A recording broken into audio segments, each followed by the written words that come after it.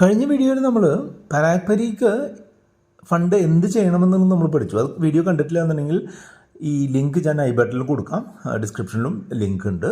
അപ്പോൾ ഇന്ന് നമ്മൾ പറയുന്നത് പരാഗ്പരിക്കിൽ ഇൻവെസ്റ്റ് ചെയ്തുകൊണ്ടിരുന്ന നമ്മളുടെ സുഹൃത്തും അയൽവാസിയുമായിട്ടുള്ള ആൾക്ക് ലാസ്റ്റ് 2 മാസമായിട്ട് SIP പോകുന്നില്ല. അത് എന്ത് ചെയ്യണമെന്നുള്ളതാണ് അദ്ദേഹം ചോദിച്ചത്. അതിന് ഞാൻ കൊടുത്ത മറുപടി എന്താണെന്ന് വെച്ചാൽ, പരാഗ്പരിക്കിൻ്റെ ഇമെയിൽ അഡ്രസ്സ് ഉണ്ട്, അതായത് അവരുടെ കസ്റ്റമർ കെയറിനെ കോൺടാക്ട് ചെയ്യാനുള്ള ഇമെയിൽ അഡ്രസ്സ് ഉണ്ട്.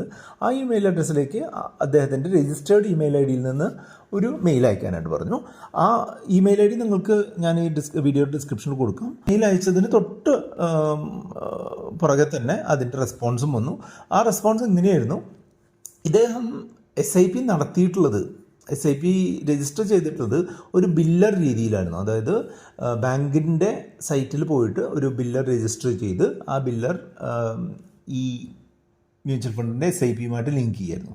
SIP എന്താണെന്ന് അറിയാത്ത ആളുകളുണ്ടെന്നുണ്ടെങ്കിൽ ജസ്റ്റ് ക്വിക്കായിട്ടൊന്ന് പറയാം. SIP എന്ന് പറഞ്ഞിട്ടുണ്ടെങ്കിൽ സിസ്റ്റമാറ്റിക് ഇൻവെസ്റ്റ്മെൻറ്റ് പ്ലാൻ. ഒരു മ്യൂച്വൽ ഫണ്ടിൽ ഒരു പ്രത്യേക ദിവസം ഒരു പ്രത്യേക എമൗണ്ട് ഓട്ടോമാറ്റിക്കായിട്ട് നമ്മുടെ ബാങ്ക് അക്കൗണ്ടിൽ നിന്ന് മ്യൂച്വൽ ഫണ്ടിലേക്ക് ഇൻവെസ്റ്റ് ചെയ്യാൻ എന്ത് ചെയ്യണം എന്നുള്ളതിൻ്റെ ഒരു സൊല്യൂഷനാണ് ഈ മ്യൂച്വൽ ഫണ്ട് SIPകൾ. അപ്പോൾ ഈ SIPകൾ പരാഗ്പരിക് ഫണ്ടിൽ ഇൻവെസ്റ്റ് ചെയ്തിട്ടുള്ള അദ്ദേഹത്തിൻ്റെ ലാസ്റ്റ് 2 മാസത്തെ SIPകൾ എന്തുകൊണ്ട് വർക്കാവുന്നില്ല എന്ന് ചോദിച്ചപ്പോൾ അവർ പറഞ്ഞത് ഇതാണ്: അതായത് ബാങ്കുമായിട്ട് ഈ എല്ലാ SIPകളെയും ലിങ്ക് ചെയ്യണം. അതിന് പല മെത്തേഡുണ്ട്. അതിലെ പഴയ മെത്തേഡായിട്ടുള്ള ബില്ലർ എന്ന് പറയുന്ന രീതിയാണ് ഫോളോ ചെയ്യുന്നത്. ആ ബില്ലർ മെത്തേഡ് വഴി ഫോളോ ചെയ്യുന്ന പല SIPകളിലും ഈ ബാങ്കുകളിൽ നിന്ന് പണം മ്യൂച്വൽ ഫണ്ട് കമ്പനികളിലേക്ക് സമയത്തിന് എത്തുന്നില്ല എന്നുള്ളൊരു പ്രശ്നം കാരണമാണ് ഇദ്ദേഹത്തിൻ്റെ SIPകൾ ഡിഡക്റ്റ് ആവാതിരുന്നത്. അപ്പോൾ അതിനുള്ള സൊല്യൂഷനും അവർ പറഞ്ഞു കൊടുത്തിട്ടുണ്ട്.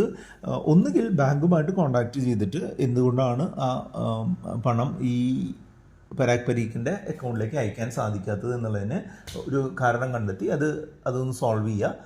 അത് കുറച്ച് ബുദ്ധിമുട്ടുള്ള പരിപാടിയാണ് എന്നുള്ളതാണ് എൻ്റെ ഒരു അറിവ്. അതുകൊണ്ട് തന്നെ അവർ പറയുന്ന രണ്ടാമത്തെ ഓപ്ഷനായിരിക്കും നിങ്ങൾക്ക് കൂടുതൽ ഗുണം ചെയ്യുക. രണ്ടാമത്തെ ഓപ്ഷൻ എന്താണെന്ന് വെച്ചാൽ, നിങ്ങൾ പരാഗ്പരിക്കിൻ്റെ സൈറ്റിൽ നിന്നാണ് രജിസ്റ്റർ ചെയ്തിട്ടുണ്ടെങ്കിൽ ആ പരാഗ്പരിക്കിൻ്റെ ആ മ്യൂച്വൽ ഫണ്ടിൻ്റെ SIP അവിടെ വെച്ച് ക്യാൻസൽ ചെയ്യുക. SIP ക്യാൻസൽ ചെയ്യുക എന്ന് പറഞ്ഞതിൻ്റെ അർത്ഥം എന്താണെന്ന് വെച്ചാൽ, ഫ്യൂച്ചർ ഇൻസ്റ്റാൾമെൻറ്റ്സ് ആ SIP വഴി പോവാതെ ഇരിക്കാനുള്ള പരിപാടിയാണ് SIP ക്യാൻസൽ ചെയ്യുക. പൈസ തിരികെ എടുക്കുന്ന പരിപാടിയല്ല.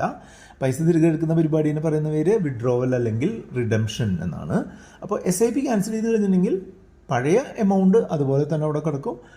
പുതിയതായിട്ട് അതിലേക്ക് എമൗണ്ട് എടുക്കാനുള്ള ട്രാൻസാക്ഷൻ നടക്കില്ല എന്നുള്ളത് മാത്രമേ ഉള്ളൂ. അപ്പോൾ അങ്ങനെ SIP ക്യാൻസൽ ചെയ്ത് കഴിഞ്ഞിട്ട് പുതിയ SIP അതേ സൈറ്റിൽ നിന്ന് തന്നെ നിങ്ങൾക്ക് സ്റ്റാർട്ട് ചെയ്യാം.